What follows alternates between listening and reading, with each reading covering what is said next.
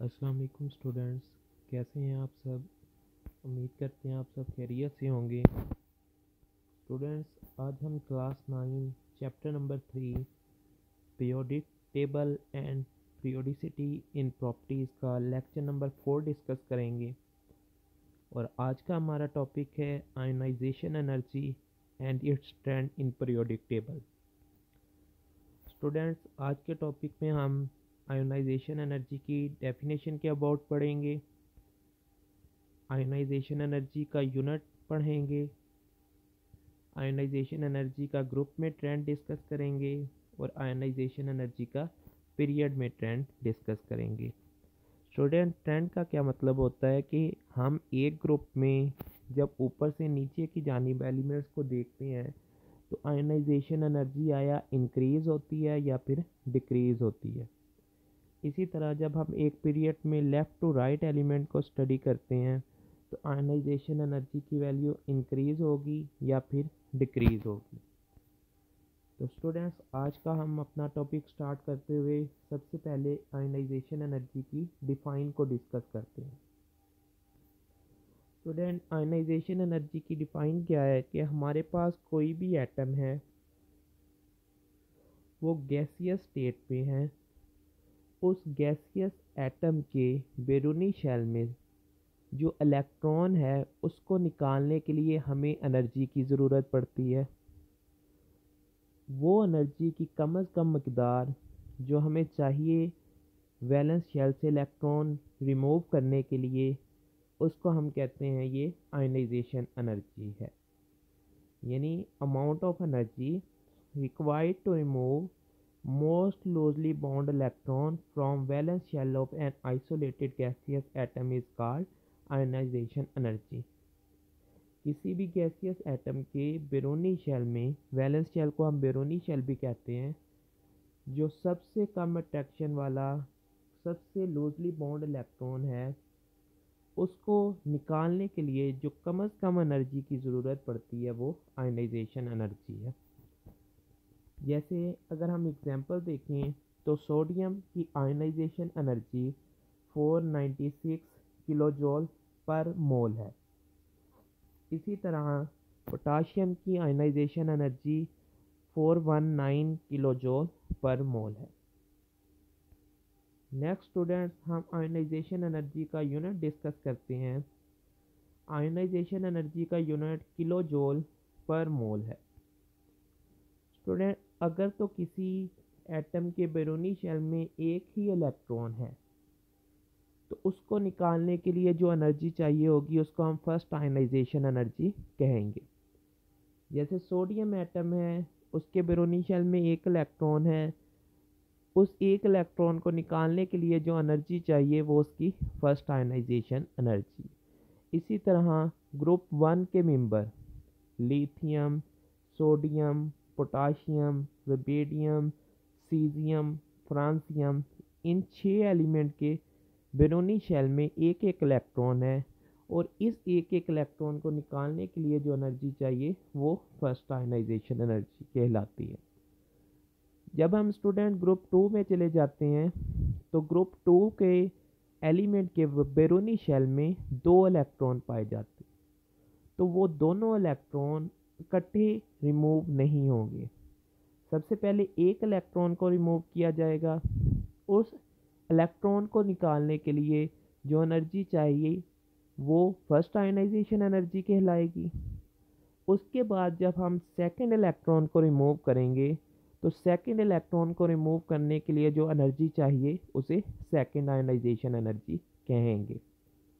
इसी तरह जब हम ग्रुप 3 में चले जाते हैं, जैसे एल्यूमिनियम है, एल्यूमिनियम के बैरूनी शेल में 3 इलेक्ट्रॉन है, तो पहले इलेक्ट्रॉन को निकालने के लिए जो एनर्जी चाहिए वो फर्स्ट आयोनाइजेशन एनर्जी कहलाएगी। दूसरे इलेक्ट्रॉन को निकालने के लिए जो एनर्जी चाहिए वो सेकंड आयोनाइजेशन एनर्जी कहलाएगी और तीसरे इलेक्ट्रॉन को निकालने के लिए जो एनर्जी चाहिए वो थर्ड आयोनाइजेशन एनर्जी कहलाएगी। तो सोडियम की जो फर्स्ट आयोनाइजेशन एनर्जी की वैल्यू है वो 496 किलो जूल पर मोल है। सोडियम ग्रुप 1 का मेंबर है। ग्रुप 1 के जितने भी मेंबर हैं उनकी एक ही आयोनाइजेशन एनर्जी होती है, जिसको हम फर्स्ट आयनाइजेशन एनर्जी कहते हैं। स्टूडेंट आगे हम इनका ट्रेंड डिस्कस करते हैं पीरियड में और ग्रुप में। तो पीरियड में स्टूडेंट्स हम हमेशा लेफ़्ट टू राइट एलिमेंट को स्टडी करते हैं। तो जब हम लेफ़्ट टू राइट पीरियड में एलिमेंट को स्टडी करते हैं तो आयनाइजेशन एनर्जी की वैल्यू इंक्रीज़ होती है। अब उस इंक्रीज़ होने की वजह क्या है कि कल हमने एटॉमिक रेडियस वाले टॉपिक में पढ़ा था कि जब हम लेफ़्ट टू राइट मूव कर रहे होते हैं तो साइज़ ऑफ एटम डिक्रीज़ होता है। साइज़ ऑफ एटम डिक्रीज़ होने से जो इलेक्ट्रोस्टैटिक फोर्स है न्यूक्लियस की बेरोनी इलेक्ट्रॉन पर वो ज़्यादा हो जाती है। तो जितनी ज़्यादा इलेक्ट्रोस्टैटिक फोर्स होगी बेरोनी इलेक्ट्रॉन पर, उस बेरोनी इलेक्ट्रॉन को निकालना मुश्किल हो जाएगा और हमें उतनी ही ज़्यादा आयनाइजेशन एनर्जी चाहिए होगी उस बेरोनी इलेक्ट्रॉन को निकालने के लिए। तो आयनाइजेशन एनर्जी पीरियड में इंक्रीज़ क्यों होती है? क्योंकि पीरियड में एटम का साइज रिड्यूस होता है या डिक्रीज़ होता है और वैलेंस इलेक्ट्रॉन पर न्यूक्लियस की जो इलेक्ट्रोस्टैटिक फोर्स है वो ज़्यादा होती है। इसी वजह से एक पीरियड में जो स्टार्ट के एलिमेंट हैं, जो लेफ़्ट साइड के एलिमेंट हैं, उनकी आयनाइजेशन एनर्जी राइट साइड के एलिमेंट की निस्बत कम होती है। जब हम स्टूडेंट ग्रुप में आयनाइजेशन एनर्जी की वैल्यू डिस्कस करते हैं तो ग्रुप में हमेशा एलिमेंट को, एटम को टॉप टू बॉटम स्टडी किया जाता है।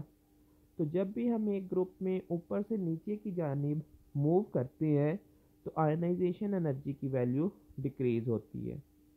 अब उसकी वजह क्या है कि जब हम टॉप टू बॉटम नीचे को आते हैं तो न्यूक्लियस और बेरोनी इलेक्ट्रॉन के दरमियान शेल की तादाद ज़्यादा होती जाती है। जैसे इसको हम एक एग्जांपल से समझते हैं, हमारे पास ग्रुप 1 में हाइड्रोजन को छोड़ के फर्स्ट मेंबर है लिथियम, उसमें 2 शेल्स हैं। उसके बाद जब हम नीचे आएंगे लिथियम से, नेक्स्ट मेंबर है सोडियम, उसके 3 इलेक्ट्रॉनिक शेल हैं। पोटाशियम के 4 शेल हैं। रुबिडियम के 5 शेल हैं। सीजियम के 6 शेल हैं। फ्रांसियम के 7 शेल हैं। तो जैसे जैसे हम नीचे की जानिब आते हैं तो न्यूक्लियस और बैरूनी इलेक्ट्रॉन के दरमियान शेल्स की तादाद इंक्रीज़ हो जाती है। अब जो शेल्स की तादाद इंक्रीज़ होगी तो बैरूनी इलेक्ट्रॉन पर इलेक्ट्रोस्टैटिक फोर्स उतनी ही कम हो जाएगी। इसकी वजह से बैरूनी इलेक्ट्रॉन को रिमूव करना आसान हो जाएगा और जितना आसानी से कोई इलेक्ट्रॉन रिमूव हो जाएगा उतनी ही उसकी आयनाइजेशन एनर्जी की वैल्यू कम होगी। फ्रेंड, यहाँ तक हमारा आज का टॉपिक ख़त्म हुआ। आज का आपका लर्निंग वर्क है define ionisation energy, explain its trend in periodic table. जब पीरियोडिक टेबल में ट्रेंड की बात आती है तो उसमें हमने ग्रुप में भी ट्रेंड लिखना होता है और पीरियड में भी ट्रेंड लिखना होता है। होमवर्क में आपका क्वेश्चन जो आप लोग लिखेंगे, define ionisation energy, explain its trend in periodic table. और ट्रेंड में आप लोगों ने सबसे पहले ये बताना है कि आया आयनाइजेशन एनर्जी जब हम ग्रुप में नीचे की जानिब आते हैं कम होती है या ज़्यादा होती है, और फिर उसकी रीज़न एक्सप्लेन करनी है।